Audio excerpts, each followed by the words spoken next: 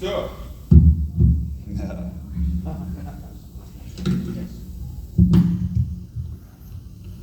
Is that adjusted about right? I think so, yeah. Haven't been here.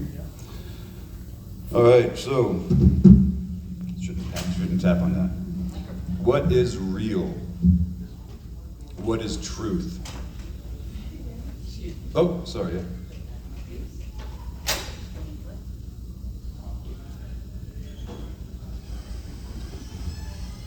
So what is real? What is truth? We are all very familiar with that thought. I think it is one of the most profound questions and elements that can be found in the Bible. To figure out what is true is not an easy or short process. I want to bring you back in time to visit some of the truths that Plato put forward over 2,400 years ago, or about 2,400 years ago. He did not simply tell his students in society what to think, he tried to teach them how to think. Thank you. He tried to teach them how to find truth, not what truth was or is. I'm going to focus on his most famous passage, the allegory of the cave. It's probably the most famous passage in Western philosophy. All right, so getting into that. So he was basically trying to explain what was happening in society at large and trying to reveal to people the influences that were had upon them. So we did this through use of an allegory or a metaphor. Now what Plato asks you to do is to suppose for a minute that there's a cave, and at the bottom of this cave there's a bunch of people that are chained up. Now they're chained by the ankles and by the neck. They're in basically like a seated position, and they're unable to move their heads. They can only see what's right in front of them. Interestingly enough, their hands are free. Now what's happening is all these people now are in the bottom of the cave, and they're seeing shadows go by on the wall. There's a light, there's a fire behind them a ways, and there's shadows being projected on the wall. Now initially, they see the light on the wall in the cave, the reflection, and they think that's the sun. They think that's enlightenment, right?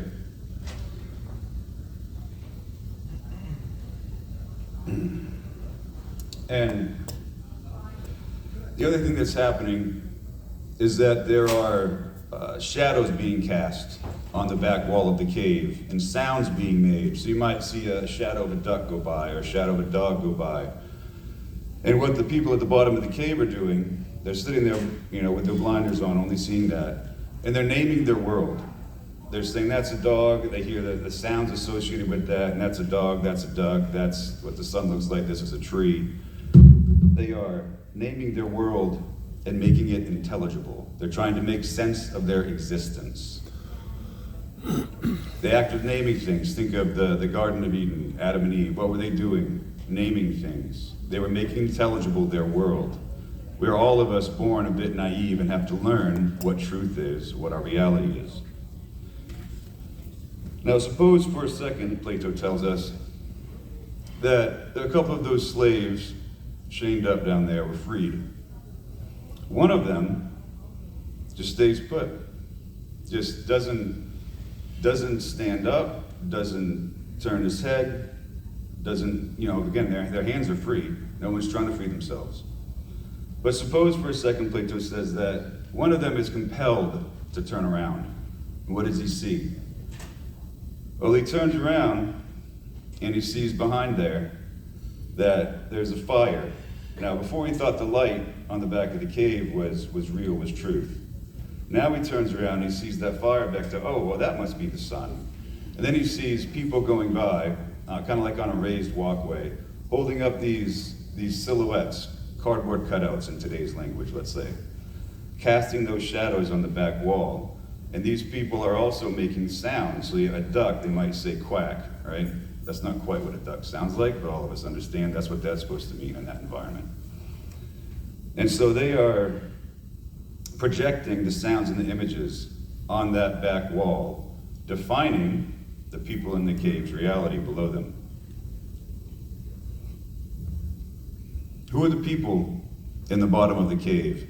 Any thoughts? Anyone? Exactly, it's us. It's all of us. Amen. That fits with quite well with the Jehovah's Witness experience that we have all had. We are all of us born into ignorance, into chains, into sin, if you will, into not yet meeting our potential.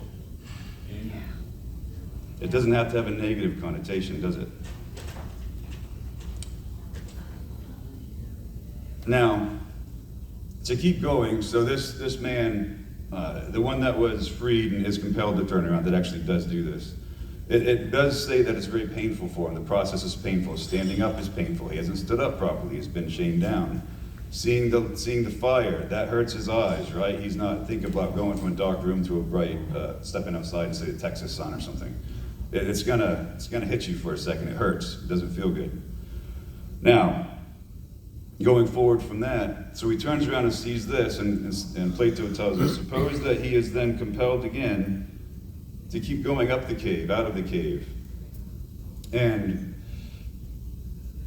one thing that he tells us is that he's compelled, but also at times seeming to be drugged up and out the entrance of the cave. It's not necessarily just him by himself. There's some other element happening there.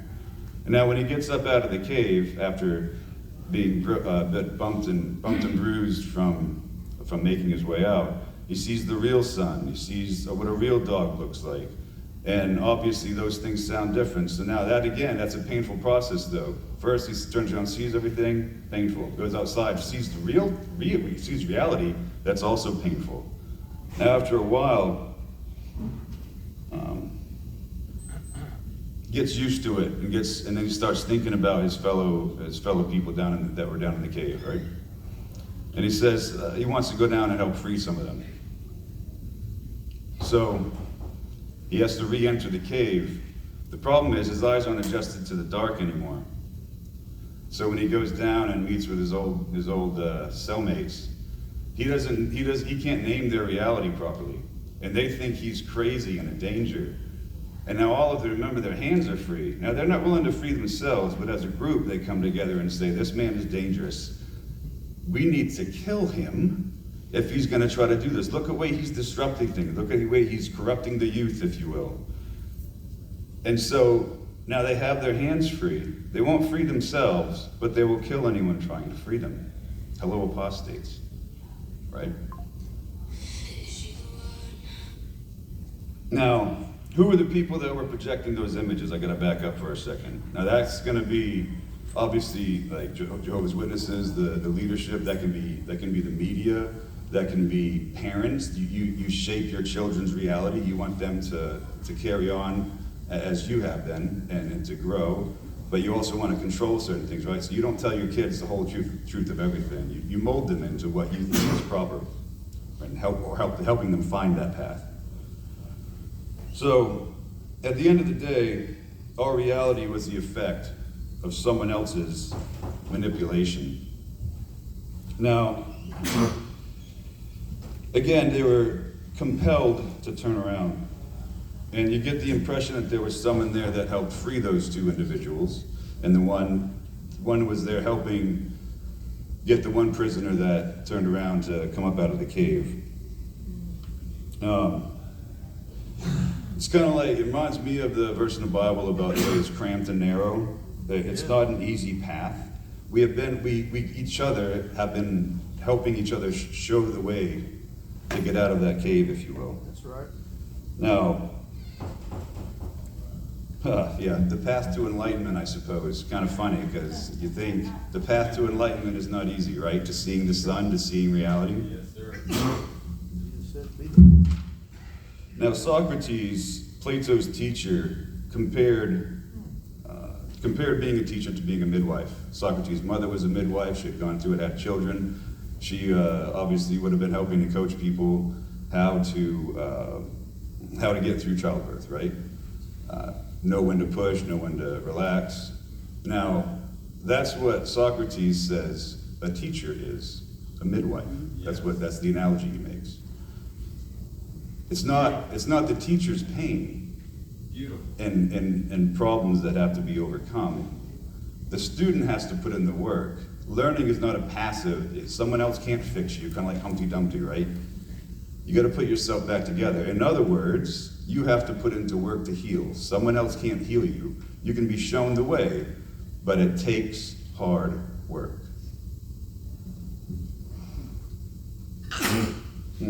So, we need to ask ourselves, are these my opinions? Are they projected images from someone else? What real knowledge do I have? Not just book knowledge, but participatory knowledge to support and inform your opinions. Have you lived what others merely talk about? That's why there's power in disclosure. Amen. That's right. Now, I was recently watching a TED Talk from a retired Green Beret, Trevor Beeman. He was talking about PTSD, and I like part of his message. He said, you know what? I'm calling it injury, PTSI, post-traumatic stress. Injury, right? Change your perception, change your perspective. Might help you get through some things. PTSD might have a negative connotation for a lot. But think about this for a second. It's an injury. We were injured, morally and otherwise, by the Jehovah's Witness religion. Amen. Wunderbar, wunderbar. A moral injury is a psychological, emotional, and spiritual distress that arises when an individual perpetrates, witnesses, or fails to, or is unable to prevent acts that violate their deeply held moral beliefs and values. That's a mouthful. I'm going to say that one more time. Say it again. A moral injury is the psychological, emotional, and spiritual distress that arises when an individual perpetrates, witnesses, or fails to or is unable to prevent acts that violate their deeply held moral beliefs and values. Right. Now, this can lead to feelings of guilt, shame, anger, and a sense of betrayal, impacting mental health and well-being. Right. Now, what happens to those of us with PTSD, or those of us with a post-traumatic stress injury? We encounter evil and malevolence that harms us. Right. Until you figure out how to name that evil, to categorize it, the injury won't heal. The lessons of your encounters with evil need to be integrated, processed into your view of the world. To me, that looks a bit similar to climbing out of Plato's allegorical cave. To get to a place of healing, of integration, of enlightenment, requires active involvement in our own education.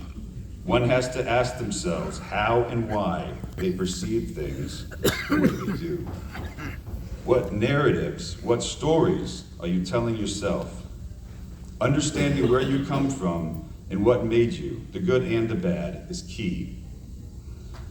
I attended Boulder Crest Foundation's week-long immersive PTSD, post-traumatic growth training program last year. And one of the things is knowing where you come from, the good and the bad. Sometimes we focus on the negative, but we don't see the positives. Now we've all had, everyone here can quote the negatives of the Watchtower, right? And what they did to us. They also shaped us. It's not all bad. Amen. Amen. Amen. Look at how we get to now turn that evil into good, Amen. Oh, I right? agree. Perception versus perspective. Zooming out a bit, right? Yeah. And now one of the things about this, so we'd make a sheet to know who we are, like say like a family tree. Let's say you got your grandfather, and you got a lot of music from him, and you have another relative that some negatives, maybe someone was a big drinker, or so good and bad, knowing what makes you and your whole family tree and seeing how those interact, it demystifies what you're going through. You're naming what has made your family. You're making sense of it, and that helps helps your perspective shift to yes, some's bad, but it's not black and white. It's gray. Life is gray, right? It's not just evil. Good can come in as well. So anyway, exactly. So the definition, I heard a definition of a hero from Boulder Crest Foundation last year, which I really liked. It goes, it's not word for word, but it goes basically, an ordinary person who goes through something extraordinary. That person then shares the lessons they learned to better and enrich society. Their lessons learned help prevent others from going through the same traumas, or at least how to deal with them. That is all of us here. You are taking an active role in your healing and education. And we are sharing the lessons learned, helping to heal others. That needs saying again. By sharing what has worked for us and listening to others share what has worked for them, we are arming each other with knowledge that can be shared to better our wider communities, not just the Jehovah's Witness community. This convention, I would say, is heroes' work. Amen.